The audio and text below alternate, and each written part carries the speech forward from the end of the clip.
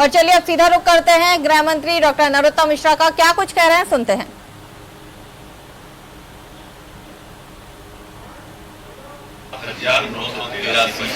मैं कहा था कि टेस्टिंग के काम में कोई कभी 1 लाख के आसपास एक्टिव केस उत्तर प्रदेश में थे, तो कल भी हमारी टेस्टिंग जो 7,892 लगातार, जैसा मैंने पूर्व में कहा था कि टेस्टिंग के काम में कोई कमी नहीं आने देगी सरकार।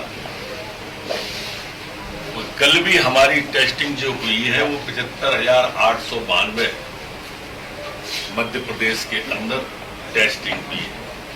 देश में भी हम 19वें 20वें की ओर आ गए। मुख्यमंत्री कमलनाथ सवाल उठाया है और वैक्सीनेशन को लेकर सवाल उठाए, कहा है कि मोदी जी अगर समय रहते आपने वैक्सीनेशन किया होता तो बेहतर होता, मगर उस वक्त आप दिल्ली में रहते। आप अंदाज करो कि इनको अब कोई विषय मिल नहीं रहा है, मुद्दा विहीन विपक्ष है।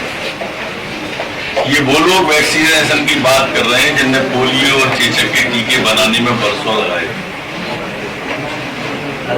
और हमारे प्रधानमंत्री जी ने जितने उनको साल लगे उतने महीने भी नहीं लगने दिए और वैक्सीन लेके आ गए, वो भी महामारी की, किसी रोग की नहीं, महामारी की वैक्सीन लेके आ गए। और पूरे देश में निःशुल्क कर दी उसे। पीड़ा ने इसी बात की है कि ये ट्वीट के आगे बढ़ ही नहीं पाए, प्रदेश अध्यक्ष और राष्ट्रीय अध्यक्ष दोनों। और मोदी जी ने दीपावली तक निःशुल्क राशन, निःशुल्क वैक्सीन करके इनकी बची कुछ जो बातें थी वो भी बंद कर दी। अब ट्वीट क्या करें, तो ऐसे ट्वीट हो रहा है, जनता में दिया जा रहा है। सर, कांग्रेस जो है सवाल उठा रही है, प्रसाद पंचाल की पदोदशी बनाया है, उसको लेकर सवाल उठाए जा रहे हैं। ट्वीट भी किया जिसमें उन्होंने कहा है कि किस्मत को मोदी जैसे सवाल पूछने के लिए ऑफिस विपक्ष नहीं है, नेता नहीं है, विपक्ष का वो भी नहीं है, इस तरह का ट्वीट किया है कांग्रेस ने। देखो, ये ट्वीट तो व्हाट्सएप पे पढ़ के वो बनाते रहते हैं,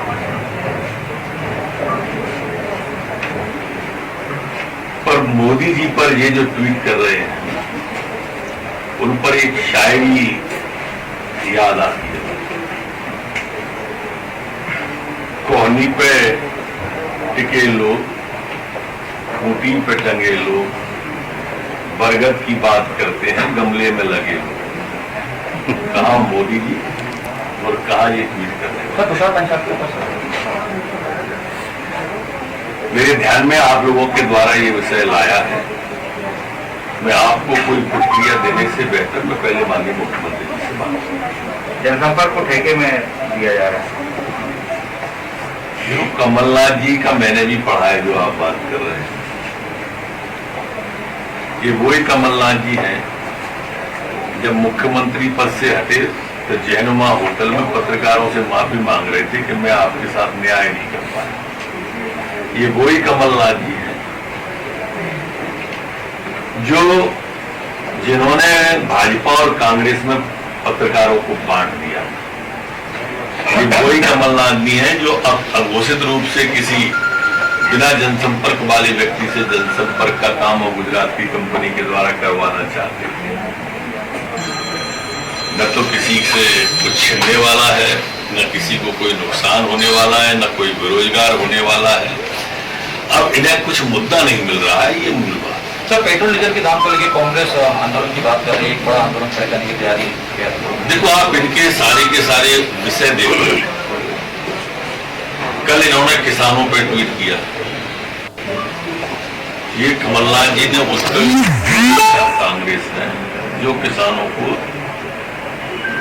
2 लाख रुपए 10 दिन में माफ करने का धोखा दे चुके थे, उन्होंने एक का भी नहीं बता पाया आज तक। मैं इतनी बात आज जनसंपर्क का आप पूछ रहे हो, ये वही जनसंपर्क को नेस्तनाबूद करने की प्राइवेट लोगों के द्वारा कोशिश की।